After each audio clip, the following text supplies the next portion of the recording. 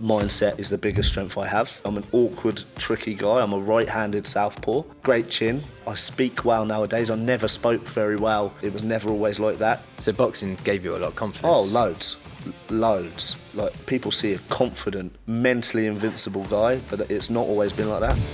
I've just fought Ortiz. Life-changing money. Most people wouldn't even be bothered in looking for another fight date now. They'd be enjoying life, maybe not ever fight again. But me, I want to fight so bad. Like, I want to fight before the year's out. People see me, right? Over the last few years, it started to get on my nerves. Mckinson, always slippery. He's awkward. In my head, I know I'm so much more than an awkward southpaw. There's so much more to me.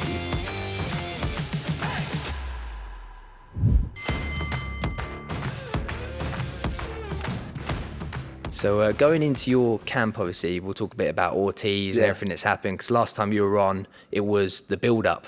Obviously, you had Ortiz fall through when he had... Oh, okay. Was it after the Ortiz pulling through? So have I been on since? Yeah, I think so, yeah. So last time we spoke, I think you had got the fight, you had the date. How was the camp? Did you feel strong going into it? You know what?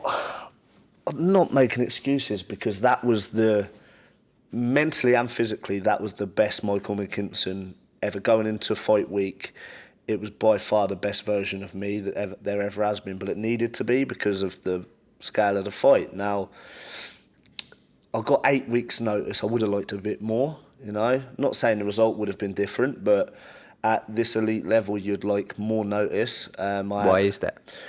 The weight, the preparations, like, more times, but I would love 10, 12 weeks. 8 weeks is a little bit tight. I was a bit heavy. I was heavier 8 weeks out than what I am now. I remember seeing you running 8 weeks out on the seafront. Do you remember running past me? Yeah, yeah, I remember that.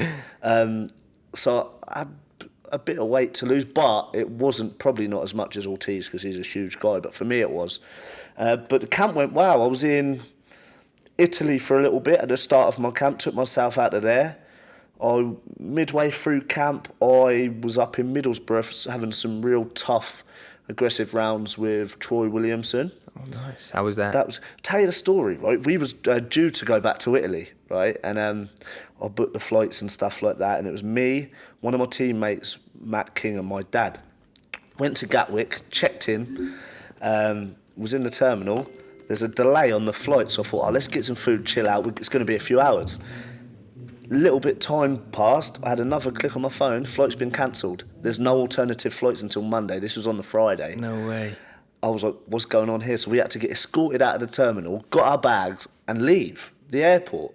We was like, I've paid so much money. Do you know what? Wizz Air, I still haven't got my money back for that. Wizz Air? That's what that's what you get for booking with a travel company called Wizz Air. No, but that was the only flight that we could get on that date. Yeah. So I was out of pocket nearly $1,000 for that. Because I think how they work with flights is there's external companies that sell it through the airlines, right? And those external third-party companies they have like a middleman rubbish agreement. They make it almost impossible to claim a refund and stuff like that. Like, I was on the phone for over an hour, which the call must have cost about £140. Really? Yeah, because it's like over £1 a minute or whatever it is. Over an hour, and for them to cut me off. So I thought, I'm not calling them back. They can take all my money. Like, do you know what I mean? I tried other ways, but yeah, I'll never fly with them again. And what was the excuse for the flight cancelling anyway? I don't know. I think they had loads of airline issues at that minute, but they kind of made it impossible to claim a refund for me. So it is what it is. But luckily, we left Gatwick Airport, drove straight up to Middlesbrough, and had great weekend sparring Troy Williamson.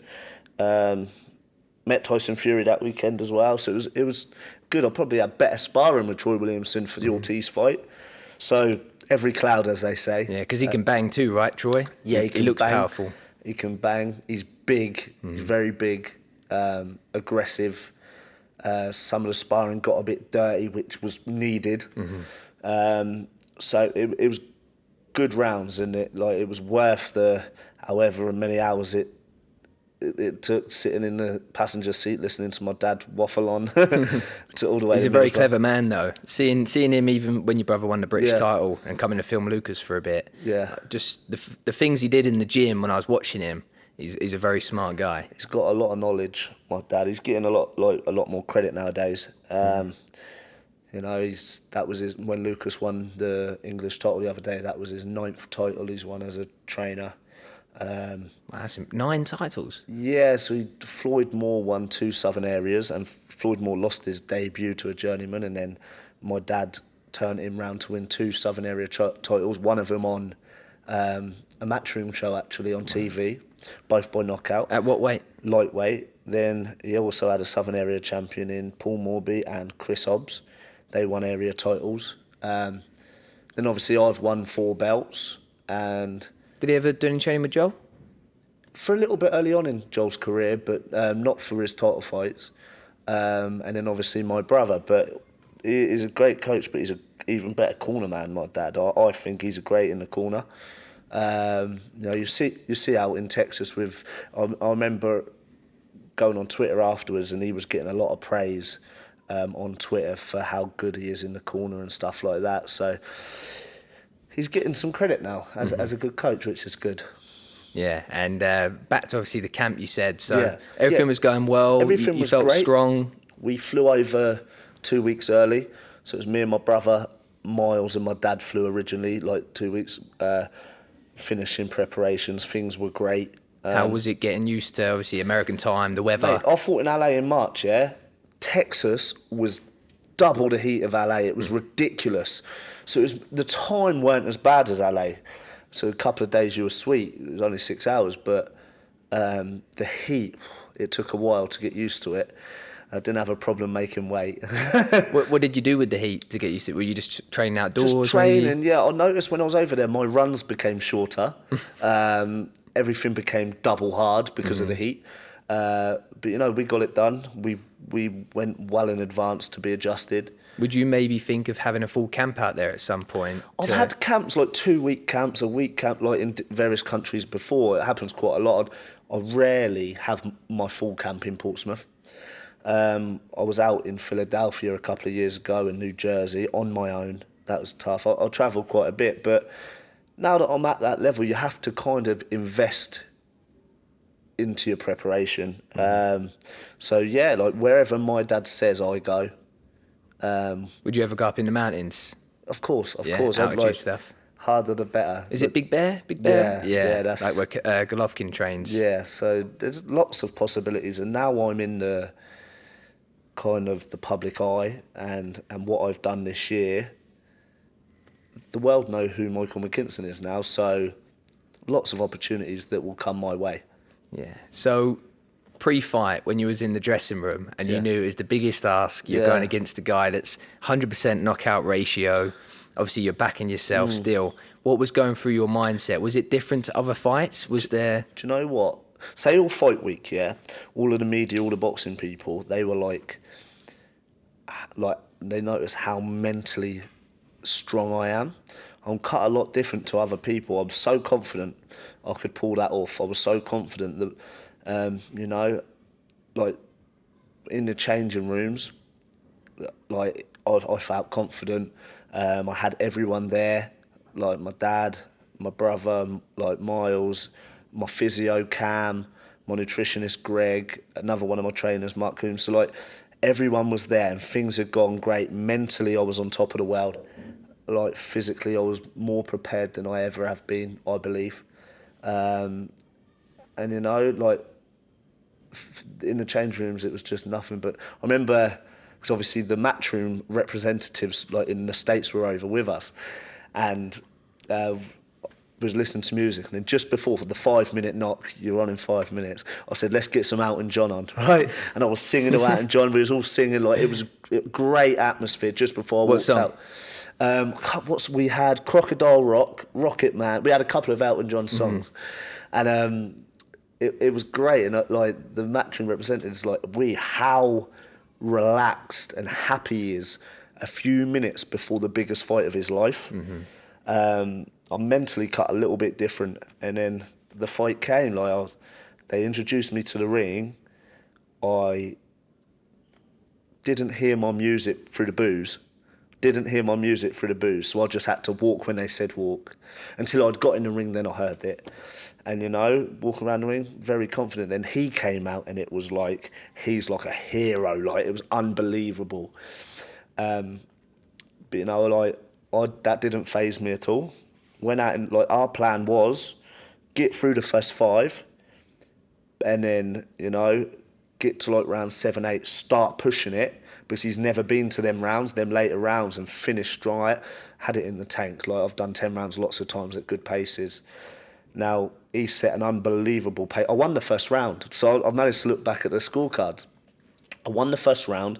One judge gave me round 7, or I think maybe 2 judges gave me round 7, something like that. So I was losing, but I was always in the fight. But we got through the first half of the fight, which was tick, whilst winning a round as well. And then, although he's a big puncher and stuff, and he set a hell of a pace, there was not any times I was in a lot of trouble. He caught you some big shots, but you didn't look like phased at all. No, so I got to show I had a big heart and a good chin. In my head, before round 8, when I got like the injury or whatever, if you was to say you was going to get stopped in a round or two's time, I wouldn't have even believed you, because I was getting through it no problem. Got through the first half of the fight. Then I had a good round 7, so everything's going to plan for me. Although I'm losing, everything's sort of like our plan's going to plan. And then midway through round 8, so it wasn't a body shot that would wind me, go down. He hit me about 30 seconds before I went down, and it was on the hip bone. So it's still a legal shot. It wasn't like low enough to be like low blow, but it was right on the bone. And I remember thinking, wow, something's happened here. And then about 30 seconds later, after a few more times on that spot, he obviously knew he hurt me. I went down, like my whole leg gave in, so I couldn't put no weight on my leg. I couldn't throw my right arm, so it was surviving. Went down, got up, the bow went back to the corner, limped back to the corner, like defenceless at this point, really. And I told my dad, and my dad was prepared to pull me out there and then. I kind of pleaded with my dad a little bit, like, I wasn't in trouble before this, Dad, so let me just survive, let me get through the fight. Things are going to plan, give me a chance. He was like, yeah, okay. Got up, the bell went, he came towards me, hit me in that same spot, and I've never felt a pain like it. Like, bear in mind, this is the biggest punch in welterweight on record at the moment. Him hitting me in an already injured spot. What a weird spot to aim for. Right on the bone, and then like, so all of my ligaments on my hip bone just went, like shattered. He hit so hard, and I got up, I said to the ref, I'll carry on. I showed a lot of art, really, and then about 20 seconds later is when my dad got up and... it was the right thing to do. Right thing. I was defenceless, and it was only going to go one way, but in that 20 seconds of me saying to the ref, I'm all right to carry on to when it gets stopped, it felt like 20 seconds, it was probably about 5 seconds. He didn't actually catch me. He was coming to finish off, but he didn't catch me at that point. But it was only a matter of time. It could have been a lot worse. Now, I couldn't even get out of the ring afterwards, because leaning down, it was hard. I had to get assisted out of the ring. But then as I was walking back to the changing rooms, I got like a standing ovation from the crowd, people asking for pictures on my way out. So I got booed coming to the ring, I got cheered coming out through a loss. You know, so I made a lot of people back home proud, and I'm proud of myself. If I was to go there and get stopped in 2 or 3 rounds, which a lot of people thought, then okay, right? But I didn't. I exceeded a lot of people's expectations of me. I showed a lot more to the Mikey Mckinson armour than anyone's ever known. And yeah, like, I got a lot of praise and recognition from it. Then I went back to the changing rooms, had a little bit of a cry, like my first loss and all that. I had a shower, and then they said, do you want to do the post-fight press conference? But you know what? You don't have to do it. We'll understand if you don't want to do it, but the offer's there. Most people wouldn't, especially after their first loss. And I said, no, I'll do it. And I think the fact that I said, no, I'll do it, and I went out and I still gave time to all of the media and Golden Boy and things like that, and spoke wow, only benefited me. Everyone, like, I haven't heard one negative comment about the Texas trip. Like, we left with nothing but praise, credit, and recognition. So yeah, it was all good. It was like bittersweet. Although I took my first loss, that's the only negative about the whole experience. But even then, you look at your net worth as a professional, Yeah. and that must have shot right up. Your name that night, obviously Yeah. taking him the furthest he's ever been. I remember watching it. It was like, what, 3, 4 a.m. In the UK. I was absolutely shattered. I had it on my phone. I had like one eye open. I was like cheering you on. That I thought your footwork was brilliant. Yeah. I thought that was sharp, nice. But then when he caught you later on, I thought it was just the accumulation of shots he had landed earlier got the better of you, because I couldn't really tell watching. Yeah. But I never noticed it was your hip. Yeah, so a lot of people wouldn't really until I'd like say it afterwards, because it looked like he caught me with a body shot and I went over, which he did, but it wasn't a body shot that would wind me. I took all of his body shots all night, and his jabs his straights to the body were big shots. I took them all night, no problem. His head shots took them, no problem. Was you rocked at any point? No, I think in one of the early rounds it looks it on the video, but there was never a time I thought, oh, I'm in trouble here. I earned his respect straight away, won the first round and won it on the front foot against Ortiz, really, majority of the first round. So I was never in trouble until my hip went. What would you do differently if you fought him next time? Camp, the whole preparation, everything, how would you approach it? The whole preparation, I would maybe have a little bit longer to prepare. But there's not a lot I would do different, you know, maybe more heavy sparring partners. I had a couple, Troy Williamson and stuff, but I'd have more. You know, I'm sure there's a lot my dad would probably change. But in terms of me, that was the best Michael Mckinson so far. You know, I stepped up a lot of levels from the likes of Congo and Ronalski or whoever I fought to Ortiz, and I didn't look out of place. Eddie Earn gave me a voice note later that night. It would have been morning over here, and said, I made everyone proud. I didn't look out of place at the high level, and I've proved I'm a world-class fighter, so it's great. Like, when I fought in LA in March, and when I walked to the ring, it was special, because although everything that happened with the Ortiz pull-out, I still got to fight, and I still got to be the first Portsmouth pro ever to fight in the States. That was special. But when I walked to the ring in Texas, headlining a Golden Boy show, in my head I was thinking the amount of people back home that have woke up at 4 a.m. to watch me. Like, the undercard was great as well. The undercard was great, but I could feel the city of Portsmouth behind me. And they weren't there, but I could feel everyone awake, not just Portsmouth, the UK, to watch me. And I was so proud. It's my proudest moment in boxing is fighting Ortiz, walking to the ring, headlining a Golden Boy show, because I've come from the very bottom of professional boxing. Now I fought in a world title eliminator, WBA world title eliminator, headlining a big Golden Boy show with a huge undercard in Texas against Virgil Ortiz. So looking back on it, I'm very proud of what I've done this year, but I'm not satisfied. I've took my first loss. Now it's time to maybe, if I've got to have a rebuild fight, get me out as soon as possible. Before we go any further in the podcast, I would just like to thank the proud sponsors of Not Just Boxing. Not Just Boxing is proudly sponsored by Titan Boxing. Titan Boxing is a UK fast-growing boxing business. They do personalised gloves, pads, T-shirts, everything. They've got UK free shipping. Go check them out with the link on screen. Gymfluencers.com are proud sponsors of Not Just Boxing. They are the premier health and fitness website. There you can find supplement discount codes, freebies, giveaways, a macro calculator. There's all sorts on there. So go check them out at gymfluencers.com or check out their at on Instagram at gymfluencers.official. When do you want to be out? It's time's pushing it now. Every day, like I said, I want before Christmas, and that's still the target, even if it's just a 6 or 8 rounder. I'd love to be out before Christmas, get a win, close to home, as close to home as possible, because I owe it to my supporters. It's been 3 years, but I don't know when this will go out. But hopefully, I'm going to release this Sunday. Right, okay. So hopefully I'll have news by then. But if not, definitely early next year. A big 2023 You know, I want to keep the ball rolling and keep the momentum and everything that I've experienced this year. I want to just build on that. I'm in an even better position now than what I was before my loss. Yeah. If that makes sense, because it was, my stocks rose from that so much, and you know, I'm lucky.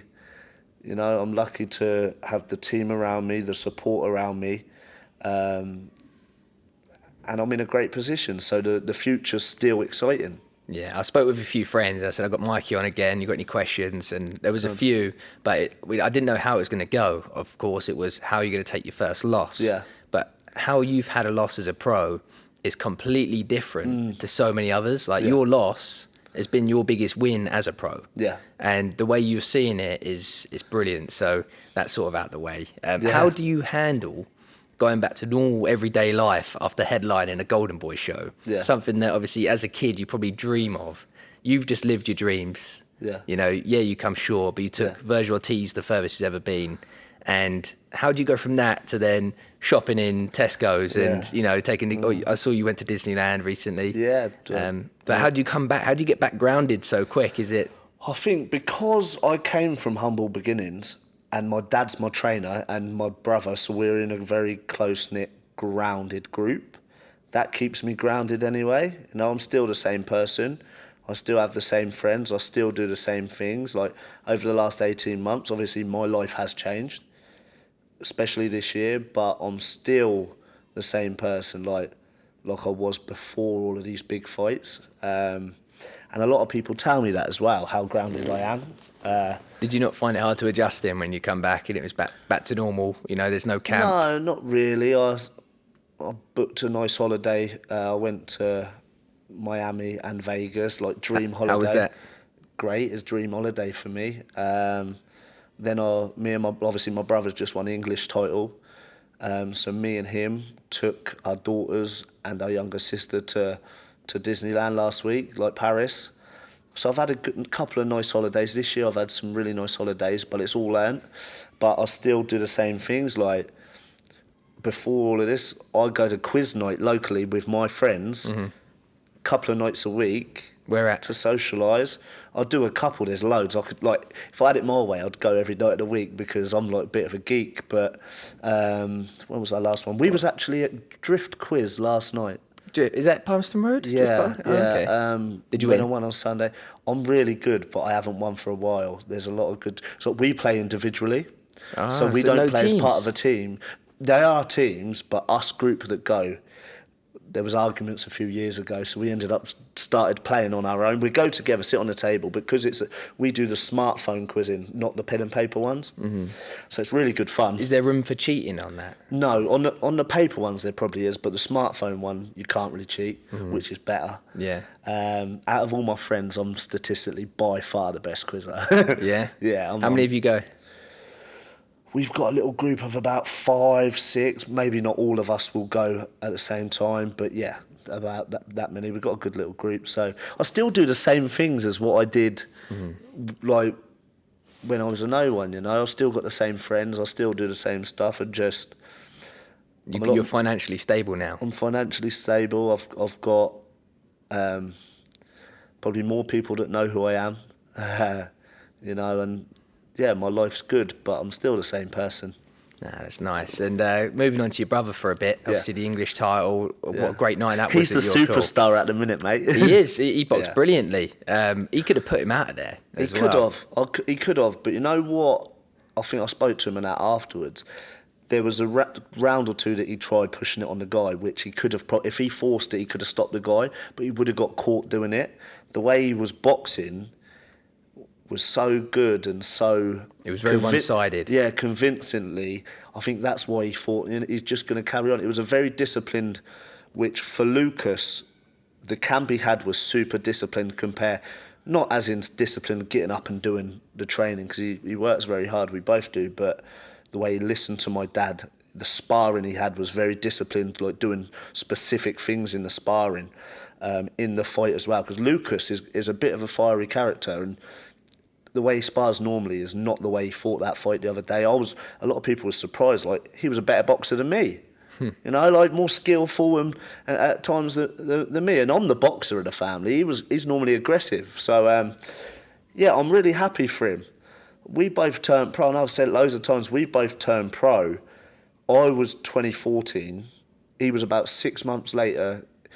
I had my debut in the October. He had his debut in the March. So we turned pro more or less the same year. What were your goals as a family back then when you were signing over? So when I was an amateur, me personally, I never won one national title, but I was good, and like, I deserved to win like a few national titles, but I never did.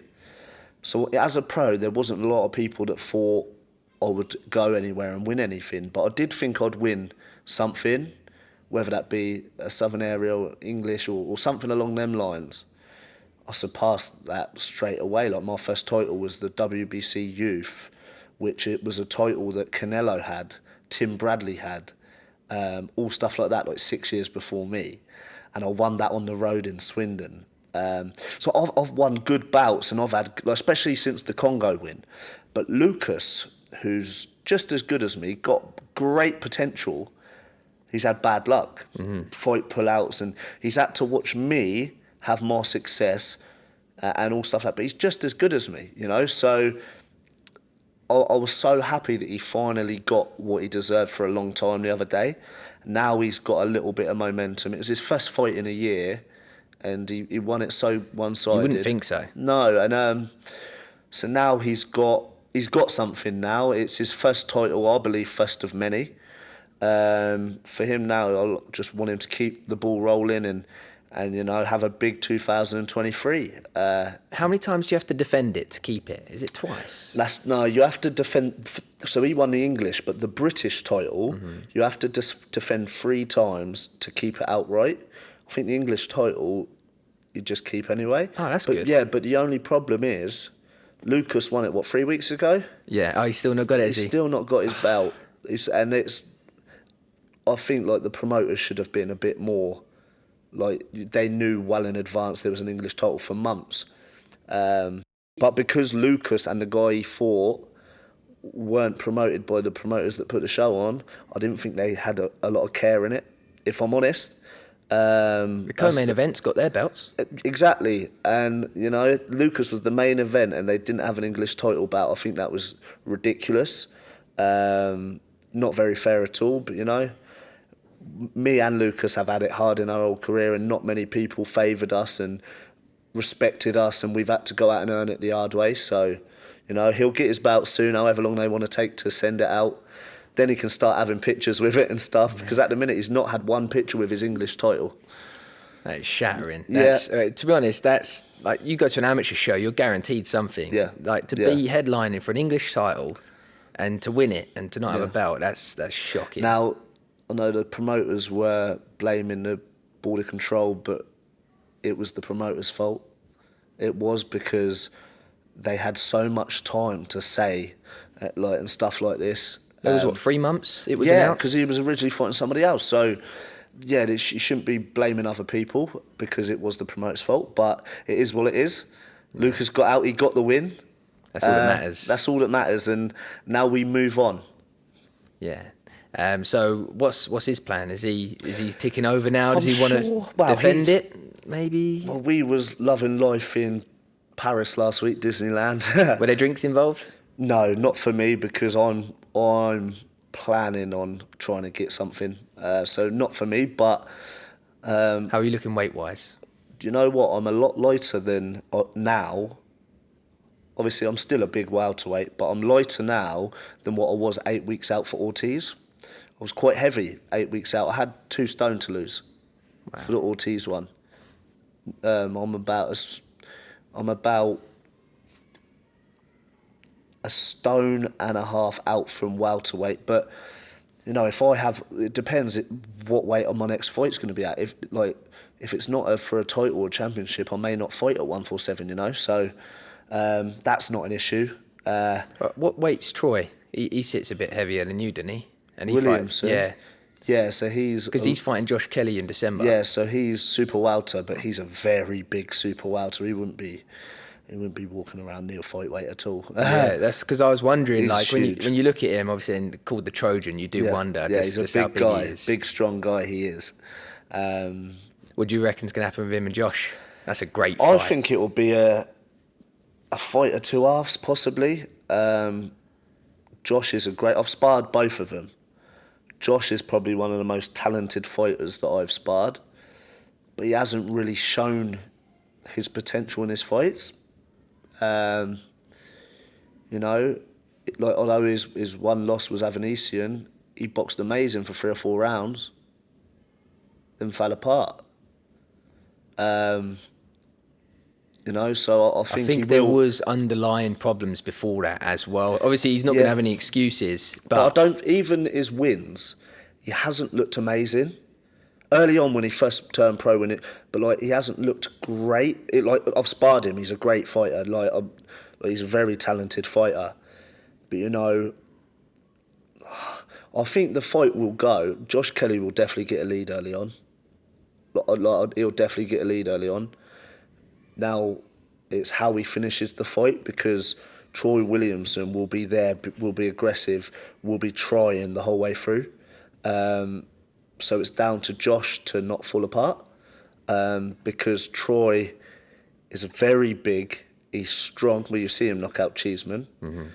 Josh Kelly's a great knockout. And Cheeseman, he's been in some wars as well. Yeah, but like he's known as being hard as nails and fight of the year contenders. Yeah, so I don't know how that fight will go. I've sparred them both.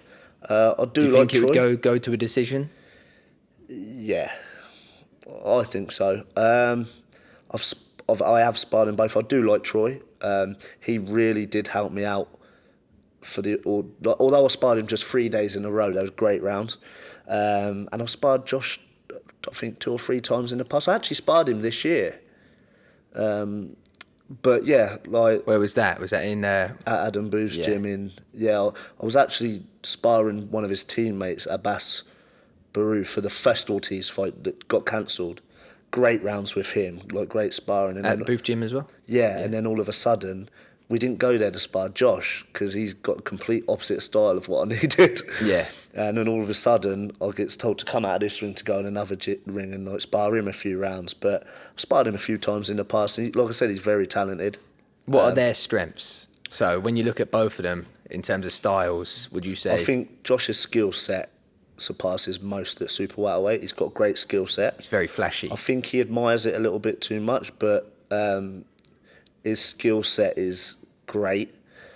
Troy is hard as nails. He's big. He's big. He'll make whoever he fights feel every single... I reckon he rehydrates a lot after a fight, and he's strong. He's rough. Stuff like that. So how I think the fight will go, I don't know. I know that Josh will probably get a lead early on. Has Josh got the power to keep him at bay? It doesn't seem like it. Like, he's a big guy himself. You see him at welterweight, he's big. I've never seen Josh in person, so... Oh, yeah, I sparred him. When I sparred him this year, he looked massive. But Troy's naturally a big guy. So I don't know. I know that Josh will get a lead early on, I think. But it depends how it happened, the mid-rounds, late rounds, and Troy is definitely capable of making it rough and having his advantages in the fight and doing what he does to get it done. Yeah. So if I had to put my last pound on it, I wouldn't. Yeah, that's fair too. I hate betting on fights when I want to enjoy it. Yeah. I feel like betting can really take the fun out of something. Next question, obviously, Errol Spence Crawford today. Yeah. It's fallen through. Yeah. Do you know? You probably know more about it than me. Maybe I've only seen it through Instagram. When I was over in Texas, Crawford was there. I actually spoke with Crawford and stuff. How was that? Oh, it's great, but I kind of... Was you sizing him up? Yeah. No, I was kind of in the zone. He actually approached me, asked me how I was feeling for the fight and all stuff like that. And there was talk that it was going to happen. We all thought that fight was going to happen. What, the date was set? I don't know. At that level, it's very hard to come to agreements on this and that. I don't know. But I've But seen David Evanesian also fell through with, obviously, when you took Virgil Ortiz. So it seems to be a recurring... You're seeing today, Avanesian is fighting Crawford. Yeah. So, was it today? I see it this morning. Yeah, I saw it today. But Avanesian was due to fight a guy called John Miguez, who I've actually sparred in Spain, for the European title. Now, if he fights Crawford for the world title, he's got to vacate his European. I'm in the top 5 for the European. I don't know, but I don't know how it all works in politics, you know. But yeah, so that's ruined that John Miguez.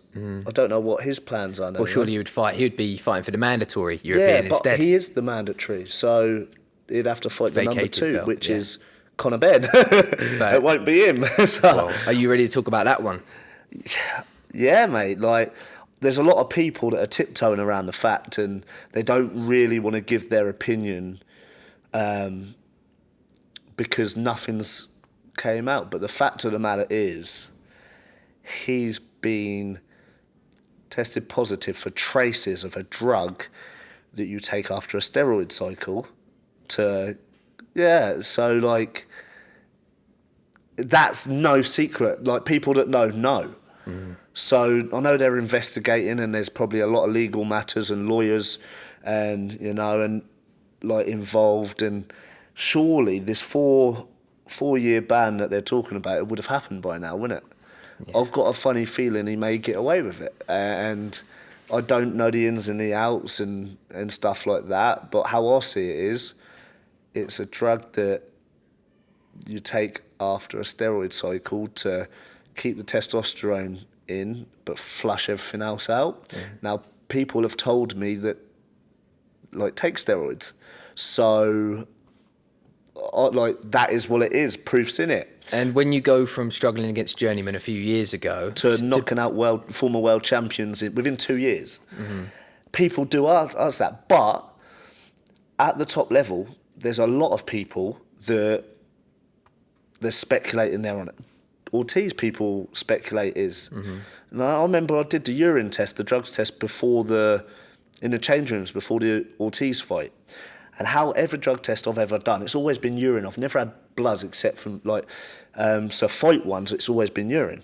And do they watch you piss? Yeah. They have to watch. Yeah. They have to watch everything happen. So when I arrived at the venue for Ortiz, went into the change rooms, the drugs test guy came in, went to the toilet with him, and so Ortiz would have been doing it in the other room. Now this guy, a Mexican guy, turned away and let me do it all myself. Gave me privacy. All my other ones, there's no privacy involved. And in my head, I was thinking, God, they're giving Ortiz privacy in the other room. It must be, yeah. But I think... But main event, that's shocking. Yeah. The exposure Ben's had, it's a shame that we're making a meal out of him when other fighters are obviously on it. Yeah, there's lots that get away with it. But still, being caught twice with 2 tests with this drug, there is no getting out of it. There isn't. Well, I guess only time we'll see. What, in terms of the cover-up? Yeah, exactly. Like, why has the B sample not been released? I don't know. And I remember when it was all happening that fight week, I started trying to educate myself, because there's people that wanted to speak to me about my opinion and stuff, and there's a lot of people that still don't want to say their opinion.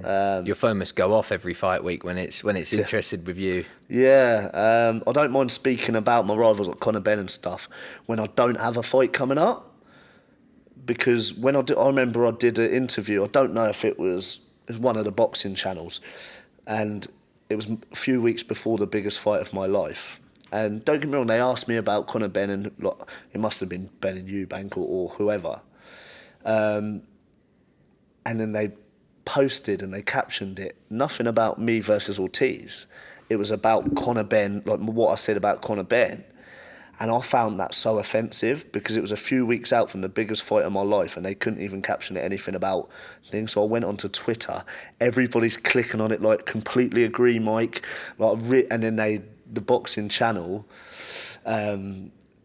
took it straight down, recaptioned the whole thing and stuff, you know. So I don't mind talking about it, because it's a relevant thing.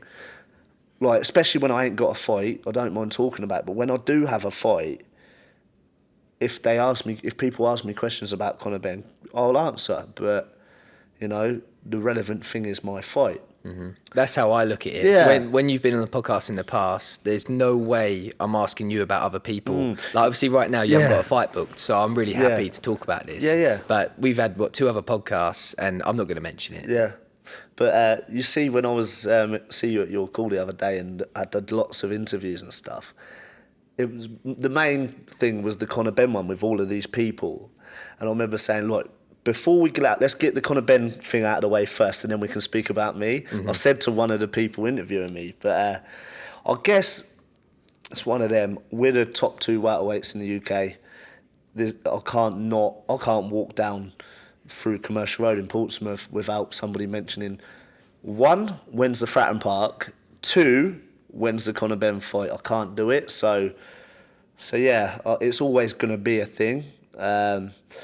But it's one of them. Now, within the last year, my name's getting mentioned like when in his interviews, you know. So, just I guess you've got to take it like that. But in terms of the drug testing, when you are a clean athlete, and you're hoping other people are being clean, the way the promoters have a handle on the drug testing with UCAD and how there's loopholes with VADA not having sanctions, with all of these things being exposed recently, how do you feel for your own safety? Well, let's say you fight Ortiz again for a belt in 2 years, you got a rematch, and he's been blasting steroids, everything, and you know things can happen. I want more, like, now that I've kind of got a little bit of a platform and a little bit of a say in negotiations of like future fights, I want more testing, and I want things to be a lot more tighter in the sport in general. What would you do personally? I know that UCAD are a lot more lenient on certain things. I know VADA, you could accidentally take, I don't know, who was it? Somebody got banned for an energy drink once, and like they shouldn't take. I think some like Lemsip type stuff, and like you got to be very on the ball. But well, I've got you some Simproof. And you were like, I hope there's no clomiphene in it. Yeah, you mentioned this morning. I said like it's things like batch tested, okay to take, but you have got to be on the ball, and like if you don't want to educate yourself on what you can and what you can't, because it can get very, very complex and hard to understand. You still got to have the responsibility as somebody to tell you and trust somebody to tell you what you can and what you can't. But there was an interview of Conor Ben again saying, I can't even take multivitamins years ago without his nutritionist getting annoyed. So he's been cautious of it. Yeah. And for him to be blasted with this, it's so obvious. And I believe innocent till proven guilty. Yeah. But he's been proven guilty twice. Yeah. And people are tiptoeing. And it's still. But, you know, like, even if it's a case of, like, most boxers are quite, like, for me, for example, when my nutritionist gives me a diet, I'll just tell him to tell me what to eat, and I'll do it. I don't educate myself. I don't ask questions and stuff like that. So some boxers are like that. So if his doctor has given it to him and he's just none the wiser, then fair play, but it's still his responsibility. He still should get a ban, you know? I think you would know what you're taking with that. Yeah, I'm sure. But what supplements do you take? Oh wow, this is another thing. If Greg was here right now, he'd be able to reel them all off to me. But what do you know off the top of your head? What do I know? Glucosamine sulfate, beta-alanine. I take clear protein. What's that? So I don't say a protein shake, but I get bad belly from some protein shakes.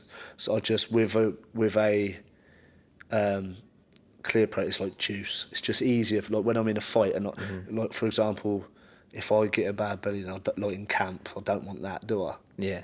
So have you tried vegan protein like Raw Sport?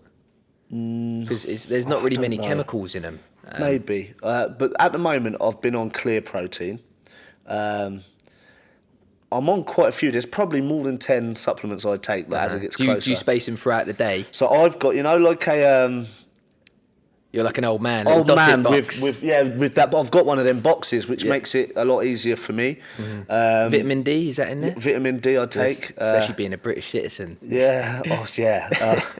I've been away quite a lot this year, so it's Take that one out. Yeah, but no, there's quite a few that I take, like omega-3s, multivitamins, all stuff like that. But everything I take, I do not take without the opinion of the guy that looks after me.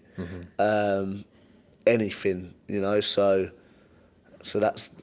Even like, CBD can be dodgy, can't it? yeah. I've some can, some can't. You just got to be on it like that. Do you know much about your gut health? You know, the thing that I got you, and what it does? Not a lot. That's why I asked questions this morning. So, So, long story short, you've got kilograms of bacteria in your gut. Yeah. Kilos of it. And when it's bad and it goes into your intestines and other things, it can really affect your hormones and everything else. It can affect weight loss, your mood. Right, okay. It's huge. In terms of when you look at health in general, if you've got bad gut health, like you're saying, when you've got a bad stomach after having the processed protein shakes, that's going to do you a world of bad with loads of little knock-on effects. Yeah. So this thing is take a little shot every morning. I've been doing it for like 6 weeks now. Okay. I'm not saying I feel like a Superman, but you look great. yeah, my skin's glowing. Yeah.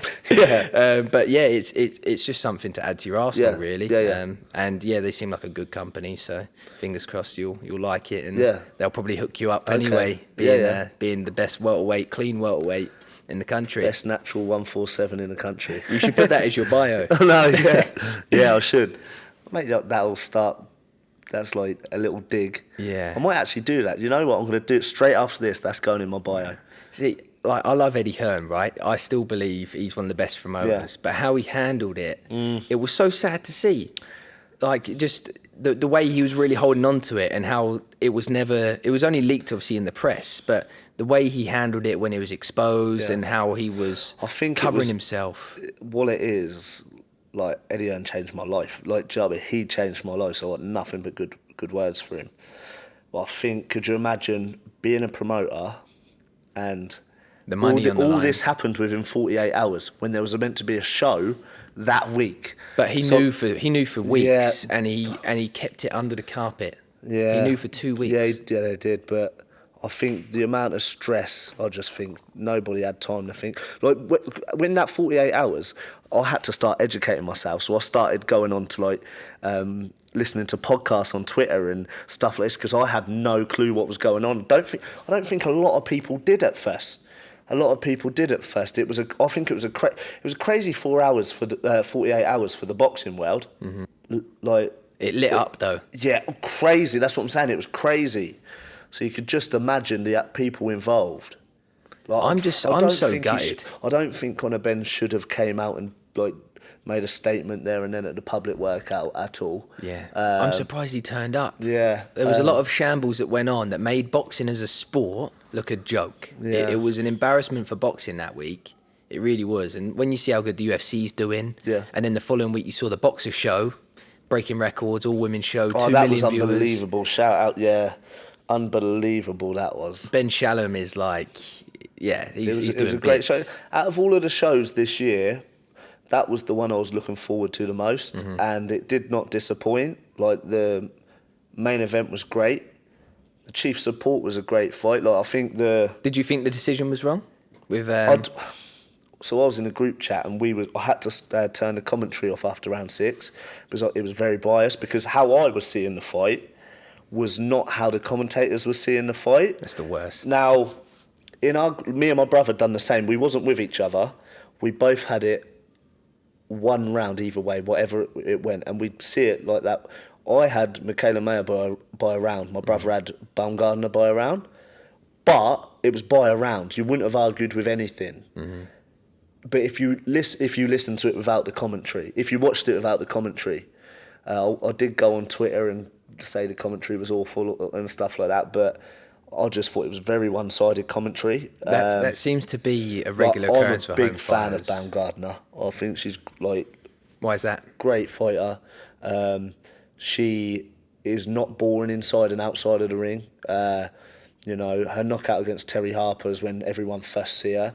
Yeah. And to knock out Terry Harper is sensational. And obviously with Michaela Mayer's experience great amateur pedigree. You know, like unbeaten. Well, she was unbeaten and stuff. I always root for the underdog anyway. So do I. Yeah, so I put an actual bet on. I only put a tenner on, but it was on a double. It was on Clarissa Shields and Baumgardner both to win on points. I got 130 back. That's not bad, is it? Yeah. So so I wasn't arguing with that decision at all. Yeah, I noticed when I called Clarissa Shields to win by unanimous decision before, when I mentioned it like a week before, and when they previously was meant to fight, everyone was like, "No, you're talking rubbish." Yeah. Just being in the UK and having UK media warp your perception. Yeah. When you see Clarissa Shields box in the past, she is sensational. Yeah. And when you want to compare her to someone like Savannah Marshall, there are levels. Yeah. And I know Marshall can bang, but I think the run she's had's been great, and she's like getting rid of opponent, which you don't see in girls boxing. She like not knocking people out and stuff like that. So she's done very well. But Clarissa Shields is the GOAT, isn't she? Although she's held a win over a 17-year-old Clarissa Shields. Like, and what I think is, But Shields won everything in the amateurs. Yeah, Shields can rise to the occasion as well. Like, them first 4 or 5 rounds were unbelievable. Marshall came back into the fight, and there were some rounds that were very close, but the close rounds could have gone either way. It was just the first 4 was so wide. I think it was an unbelievable performance by Shields, and that's the reason they do call her the GOAT. Like, really. I've met her before, actually. How'd that go? She was ringside when I beat the guy from Argentina in York Hall, the unbeaten guy from Argentina. What's she doing in York Hall? She was over here probably doing a bit of media. I don't know. She was over here, but she was actually ringside. And then I don't really get pictures with people like at shows and stuff like that. But I got a picture of her. Like great fighter, best. I know there's the argument, her or Katie Taylor. They're both unbelievable, and what they've done for like female boxing over the last few years has gone from average to amazing. Like, and the female fights are always better to watch than most of the men's fights, I believe. And Do you think that's because of the 2-minute rounds as well? Yeah, I'd prefer the 2-minute rounds for them. That's a big debate. Yeah, it's a faster pace, more exciting pace for them, non-stop action. I'd like to see maybe a 12-2s, but I prefer the 2s over 3s. I don't think it'd be the same, personally. But yeah, like, female boxing is on such a high at the minute, and it's Katie Taylor and Shields that have paved the way. I just think it's amazing. And to have that show in the UK, like, the top 2 fights, 3 of them were from America, and they came over to here. Like, unbelievable. Like, what would you say? I know I shouldn't really compare this. Would you say Madison Square Garden, Katie Taylor, Amanda Serrano, or Clarissa Shields, Savannah Marshall in the UK? What would you say was the better show? I would probably say the one last week. What would you say? It's hard to say. I'd probably say I think last week I was more excited for it. Yeah, I was. Yeah, just because it was in England as well. There's something about like you said, you want to fight in England next. There's something about shows in the UK that you feel much more of a buzz. Like, it's good in the US, but when I'm up at 3 a.m, 4 a.m, like, my energy's not there. I'm used to getting up at 5 for a run or whatever anyway. Yeah. So to stay up all night and then you can't, if you want to go back to sleep afterwards, you can't. It That's ruins the you, worst, isn't yeah. it? When you've stayed up, or even if you wake up to watch a big fight and then you want to get a few hours sleep before you start your day afterwards, you can't. That's the awful bit. But yeah, that was a great show last week. I looked forward to it for a while, I did, and it lived up to its like expectations, I believe. think, exceeded it. Yeah. And in terms of rematches, I think give them a few more years. Let Marshall go back, do her thing. But who could? Do you know? I don't think there's a bigger fight out there for Shields. But that's what I mean. If they had a rematch in a year or two, I think Savannah's still got room for improvement. Yeah. She's been improving on the job anyway. Because obviously Shields won everything as an amateur. She had like however many gold medals in the Olympics, in the US Games and that. But Savannah Marshall didn't, even though she got the win over Clarissa, she didn't really have that the amateur I was presence. listening to a little bit. She didn't believe in herself as much as an amateur. I'm still a massive Savannah Marshall fan, to be honest. I am too. I've got respect I for love her. watching her fight. The way she's just been knocking, you don't see that in girls boxing. So heavy-handed. Yeah, so heavy-handed, but looks effortless. Not against Shields, but against the other opponents, it just looks effortless. So I'm still a big Savannah Marshall fan, but like, what a performance! And there's a reason why they call her the GOAT, isn't there? Like, Yeah.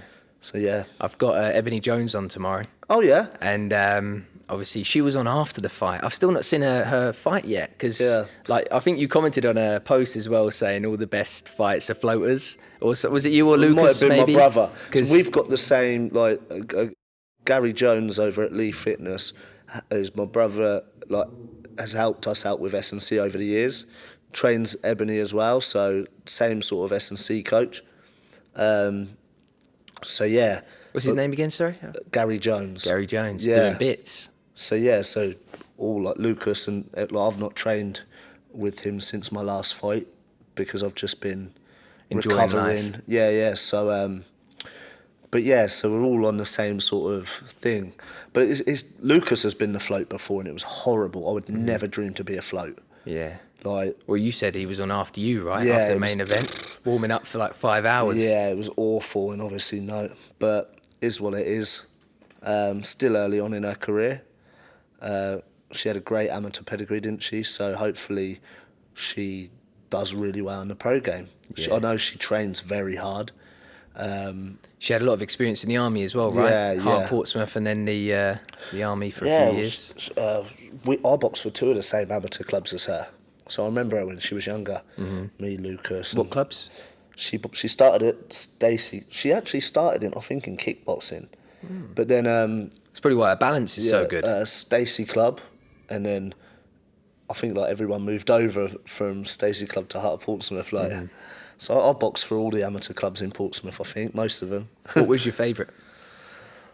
My favourite is the clubs that went out of the way, not just 3 times a week, like for training, but there were certain coaches that would go out their way and would wake up in the morning and take you for sprints when you're like 15 and stuff, and like little things like that you remember.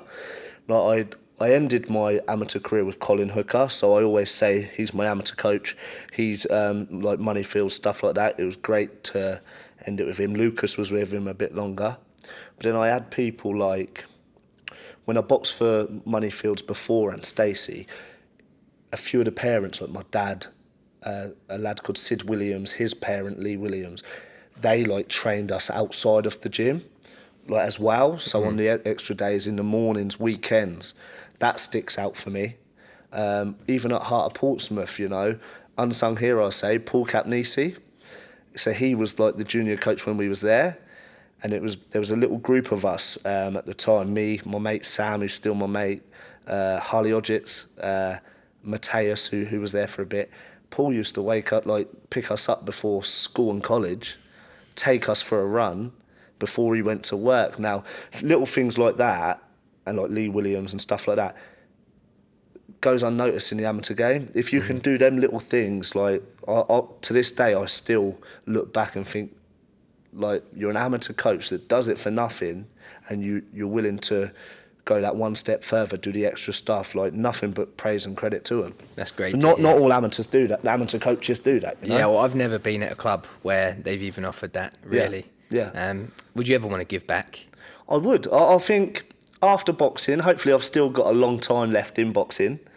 You got a good 5 years. Yeah. These next 5 years are the important ones now. But I'd always stay into boxing somehow, because got to think, I was born into a boxing family, so everything I've ever known is boxing related, like since very young. So has that affected your relationships, where it's been boxing related, everything? It affected my childhood a bit. Obviously, me and Lucas didn't have the average childhood as what most people had, you know, like we would finish school, not go out with our friends, finish school, have dinner and go training. Weekends, hill sprints, like from very young, hill sprints, running like butts of hill when we were like 13 and stuff. That was our childhood. there was times in our childhood that we thought we wanted to be a normal kid, like, and we hated it. But then you look back at it and we're so blessed. Your dad saw the bigger picture. Yeah, we're so blessed to have that structure in our childhood, and look where we are now. It's been all worth it. So it definitely affected us having like a normal social childhood, you know. And obviously boxing's my life, so whatever relationships I've had over the years and now, they know boxing is what earns me money. Like that's my life. Do you know what I mean? So it's never really affected any relationships or stuff like that. That's good. I didn't know if maybe you had any girlfriends that were like, hello, what about me? Whilst you were like training twice a day and asking her to get dinner on. They know what is the priority in life.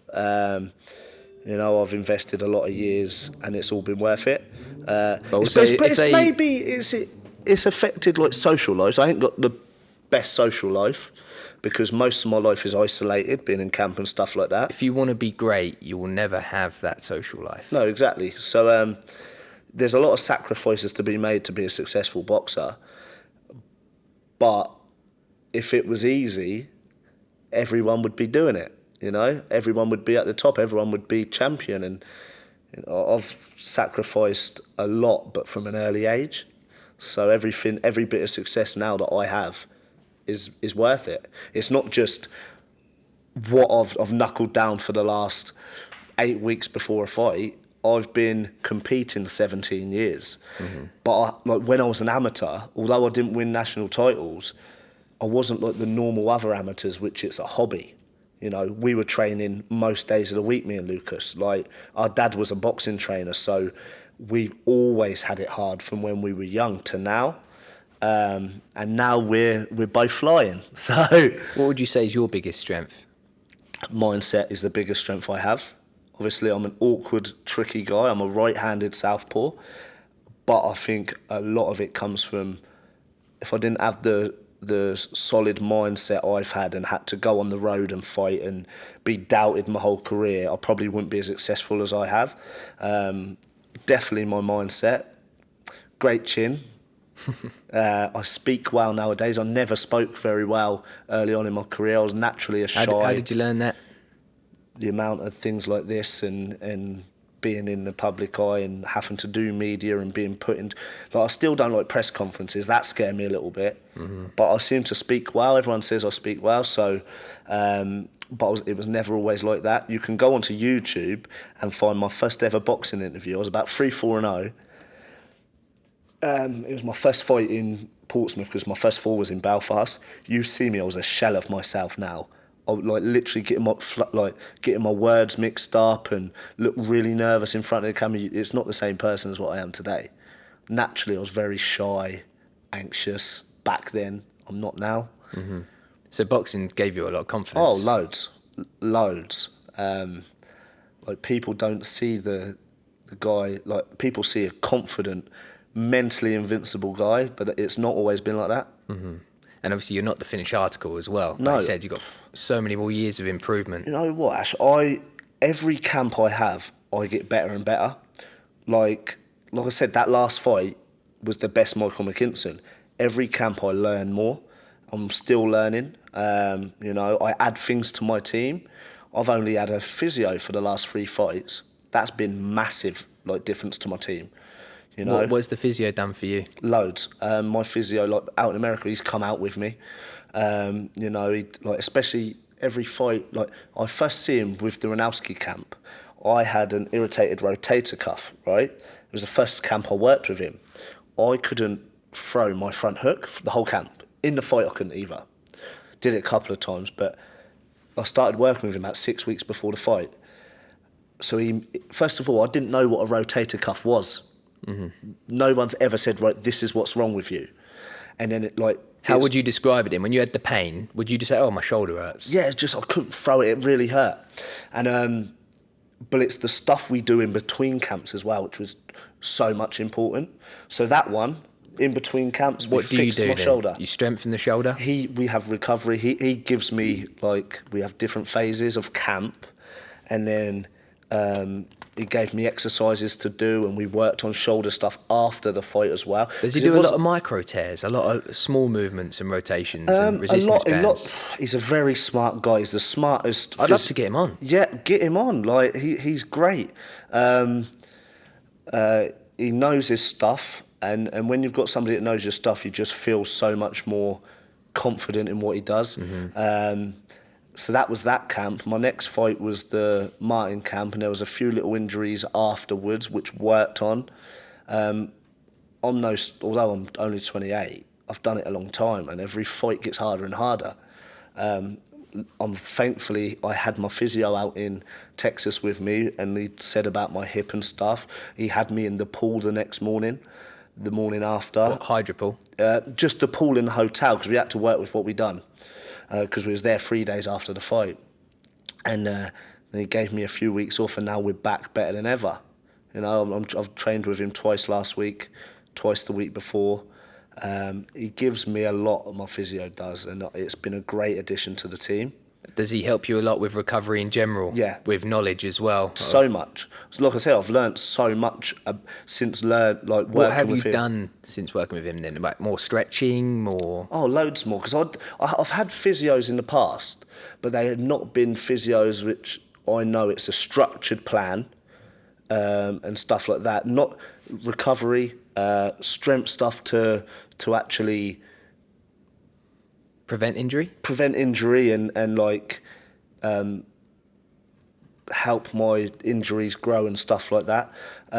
There's so much to it than just a sports massage, which people think, oh, physio is going for a sports massage. It's not. That's just a little bit of it.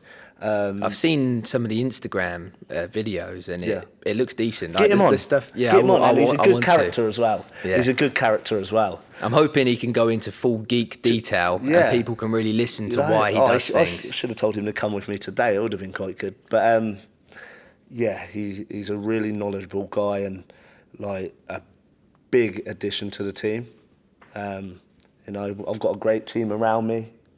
So I'm very lucky. Like it's me putting the work in, but they put a shift in too, every single one of them, and don't really get a lot of acknowledgement. You know, I see it a lot on your socials. I think they do. All of them. I see the hard work they put in, and that's just me watching as a fan. You know. Yeah. So yeah, it's all good. Like now, it's just about the comeback. So let's talk about the comeback. Now we're closing up. You want to box in England. Yeah. You're currently open talks with maybe fighting anywhere. You're not really tied down, right? No, I'm back being managed by my dad now. A little bit closer to home. I've done, like, people before me have done really well with me and stuff like that. But I feel like I'm at a time in my career where, how many years left have I got? And you know, being closer to home, like as in like being managed, I'll know a little bit more about what's happening and stuff like that. So and obviously my dad's always going to have my best interests at heart. So it's about what we get offered now. I want to fight closer to home. Like I said earlier, even if it's just a comeback fight, even if I'm not getting paid, like, you know what I mean? I've earned well this year. I owe it to my supporters to give them a fight, to let them come see me. It's been November 2019, over 3 years now. Well, just coming up 3 years since I've fought in front of my supporters. So that'd be good. But I know there's a lot of big fights out there for me. But for me now, I think I have to have a win to get a big fight. So just get a win before the year's out, or at least early next. So yeah, that's the plan. Like I've said to my dad, try and get something sorted. Brilliant. A few people advising me as well, which is good. So all I can do now is leave everybody down to their jobs. My manager, advisor, my physio, whatever he says, my S&C coach, conditioning coach. Now you're off season, you're not in nutritionist. camp. Are you doing a lot of strength work to prevent injuries right now? Is that what so you're up my to? last fight we did a lot of strength work for. Like what? A lot of stuff, like my physio would plan into my physiotherapy and stuff like that. Stuff that I never knew previously, like more for my injuries and stuff like that. But that's like strength work has been, and like in between camps, since working with him, we work a lot on strength work, you know, lots of stuff. But Making your body bulletproof. exactly, but you've seen me in my life, although I lost, it's look at me now compared to what I was 18 months ago when I beat Chris Congo. Mm-hmm. I'm a different person. I'm a lot better. I'm a lot more developed and well-conditioned fighter now. Do you feel more confident now you're stronger? Oh yeah, 100%. I've just boxed at world elite level and didn't look out of place for 9 rounds, you know, but I did. So yeah, the future is still big. I am getting itchy knuckles right now. Like, I need a routine. I do. I'd always like to have a fight date. Yeah, have a little holiday afterwards, which is well deserved, but I always like to have a bit of a fight date. So I'm training quite hard now. As if I've got a fight date, but to be able to diet alongside that is difficult until I've got a date, then I've got no choice. So yeah, things over the next few weeks will be picked up. Hopefully we get news in the next couple of weeks. Like, I don't care if the next fight's not a massive fight, because I know I have to win first. I've just coming off a loss. And stay active. Yeah, stay active. Or anyone, I could easily... Anyone that wants it can get it. Yeah, exactly. That's always been the motto, and I've proven that as well. But I've just fought Ortiz, life-changing money. The 2 fights this year, life-changing money. Most people wouldn't even be bothered in looking for another fight date now. Just had a loss. They'd be enjoying life, spending some money, maybe not ever fight again, you know? But me, I want to fight so bad. Like, I want to fight before the year's out. Do you feel like you have something to prove as well? Yeah, I wouldn't like to end the year on a loss. Mm-hmm. Although it was a win, like we was talking about earlier, in many areas, on paper it's still a loss. My first loss as well. So I wouldn't like to end the year with that. Would you ever fight Conor Benn, even knowing that he has taken PEDs? It's never been a secret. I've chased it for a long time. I believe I beat him quite well. But even knowing that he's got one up on you with whatever... No, there'd have to be a lot of testing, on the ball testing. Would you demand that then, if you were to fight him? Of course. I still beat him. I'm all wrong for a lot of people. A lot of people. I've proven. People see me, right? Over the last few years, it started to get on my nerves. Mckinson, always slippery. He's awkward.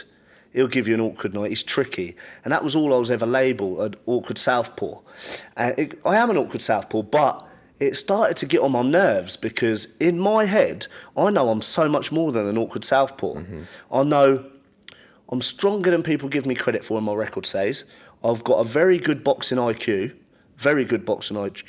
I've got a great chin, just because no one's seen me get on the chin in 22 fights before Ortiz. Great chin. I've got a big art. There's so much more to me. And your footwork as well. And great footwork. But before this year, I was just labelled as an awkward southpaw. Now, I am getting the credit I deserve.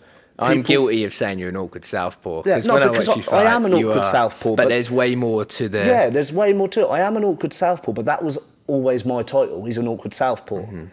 You know, he's a good boxer. Would an awkward southpaw go from struggling to sell tickets on a 4-rounder in hometown to winning 4 belts, fighting on the road like as the B-side 4 or 5 times, beating people in their hometowns, beating former amateur superstars, beating unbeaten fighters, going away, winning all these titles, fighting for a world title eliminator, being the first Portsmouth fighter in history to fight in America and headline in America. You know what I mean? If I was just an awkward southpaw, I wouldn't be able to do what I've done. So there's a lot more to my game. I'm a great fighter. I'm a world-class fighter. And, you know, people are starting to believe that now with what I've done this year. And what I do next year is going to be even better. Like, I really do believe that. Brilliant. And have you got any sponsors to thank? Oh, I've got lots. But, you know, with boxing, sponsors come and go each camp. Mm-hmm. Like, my main one is HS Building. So they pay like me and my brother, so we don't have to go to work. Me and my brother. Unbelievable. He's been the backbone of my life. The guys there, Ben and Tommy, for the last 3 years. They sponsored my brother first, and I was in a situation where I lived on myself. I was relying on sponsorship money to be able to live, pay my bills and stuff like that.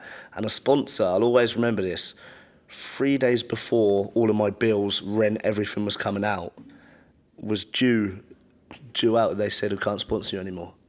3 days before, and I had no other money to be able to pay him.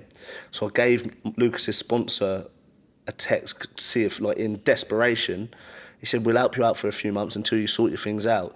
That few months has turned into about 3 years. Wow. You know, and they're such reliable people, which with sponsors, it's never reliable. I found that out. Like my last fight, so my kit, a sponsor was sorting my kit out every fight. Now the kit costs like nearly £700, right? People don't realise. Is that for you and team? No, so my shorts and my ring jacket, right? So it does cost. Susie. But, I go to Boxer in Boxer World in... No, sorry, it's not Boxer World. I don't go there. Box Inc. Belfast. Inc. Belfast. They sort all of my kit out. But anyway, a sponsor I was relying on. Last 3 fights, they paid for my kit. And so they said, yes, we'll do it again. Thought it was very reliable. And I thought they said they'd paid the kit, settled it. I got my shorts, went to America, fought. About 2 weeks after, the shorts company said, I'm still chasing that money, can you give him a message? I messaged the sponsor, and they was like, can't really do it. If you pay it, we'll pay you in a couple of weeks. So I paid that out of my own pocket after the fight had even happened, when I could have got another sponsor to sort that. They had the best publicity, biggest fight ever, like for a Portsmouth fighter. Like on the front of my shorts, like great publicity, and they didn't even pay up. What's this company called? Oh, I'm not saying. Nah? No, they'll know who they are, but yeah, it's one of them. It's snakes. There's so many snakes in business, and they should be ashamed of themselves. They said they'd pay me as well, but I've waited 2 months. They still haven't reimbursed me. It's one of them, innit? But they won't get another opportunity to sponsor me because there's a lot of people that would take that opportunity, you know? I've had with this platform, people promise things, I've sold things for people, done whatever. Mate. I've had no payments, I've had people lie to me about statistics of sales when I know I've got receipts of people that have bought. It's shocking how many businesses are snaking you. So no, there's a lot of fakes. Like there's a lot of fakes. It's in boxing, there's a lot of fakes. So, you know, me, my dad, Miles, my brother,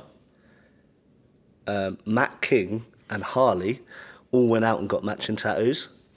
See the Be Real tattoo there? We've all got that tattoo because that's our motto. We like to stay as real as possible. Our team's super tight and it's our motto, stay real. There's lots of fakes in the game, so we've all got matching tattoos. Is that something you didn't know? I didn't, no. We got nice them to about hear. 18 months ago. Wow. Yeah, because it is shocking that the corruption, the politics, even the lower levels, like not payments for fighters on the night. So I'm hoping this platform, when I've got fighters on, even to expose these people, because the culprits probably are doing it to a lot of people, and they get away with it because of people don't speak up. Sure. So obviously I know you're not going to, but it is a big part where it should be a crime, really. You can't promise and sign something to someone. I've had people sign a contract with me and then not pay the remainder of whatever they were meant to do for whatever reason. It's like, it is hard, and especially when you're paying your bills and you're doing them a favour and they're on the front of thousands of views. And like, what bugged me with that situation is, if they was just honest a few weeks before, there would be a company out there that would jump at the chance What And we'd fight was this? This was the Ortiz fight the other day. Oh no, okay. I didn't know it was that recent. Yeah, so I just, in the end, I thought, right, I'll pay you, because it's very unprofessional my end that the people... If you don't pay him, I will expose you after this podcast. Yeah. I mean that. Yeah, but it's just one of them, innit? Like, Actually, sponsors you know come what? and go. Sponsors come and go. I can just look back at your fight highlights and I can see exactly who it is. Yeah. So, yeah. Sorry. Yeah, but it is one of them. Like, sponsors come and go. So, like, I'll know my line of sponsors when I have a fight. Like, HS Building's always there. They're the backbone to my life. My team's always there. But sponsors, it's when I have a fight and they want to stay on board and they don't. That's why I have different kit every time, different T-shirts every time, you know? And this Trent, this clothing brand, they're brilliant. Your brother had a hat on. I think they're doing bits in Portsmouth. Yeah, they're a friend of mine, actually. A friend of mine. Obviously, I'm always wearing Trent and I always represent. And when like before this, in my ring walk, I used to always have a headband. Mm-hmm. I said, you know what I'm going to do? I'm going to wear a Trent hat to the ring against Ortiz. And, like, he was made up for it. Like, so I wore a hat to the ring live on TV. And he was made up from it, you know, just me helping a friend out. Yeah, that's nice to hear. Yeah. Yeah. Especially when you say you've got a small circle. Exactly. I like to keep it as small as possible. Although I'm getting more well known and stuff, I've still got the same little circle and stuff, so it's all good. Well, it's been a pleasure having you on, and I look forward to chatting to you next time, mate. It was long overdue. I've been trying to get back on for ages. Yeah, you've messaged me. I think we've been so busy, both of us. I know, you've been flying, like, recently, so like, I'm like, get me back on. Yeah, it's going well, and it'll be going even better soon. I've got hopefully some big news next week. So. Oh, nice, great. Yeah. Well done, mate. Thank you, bro.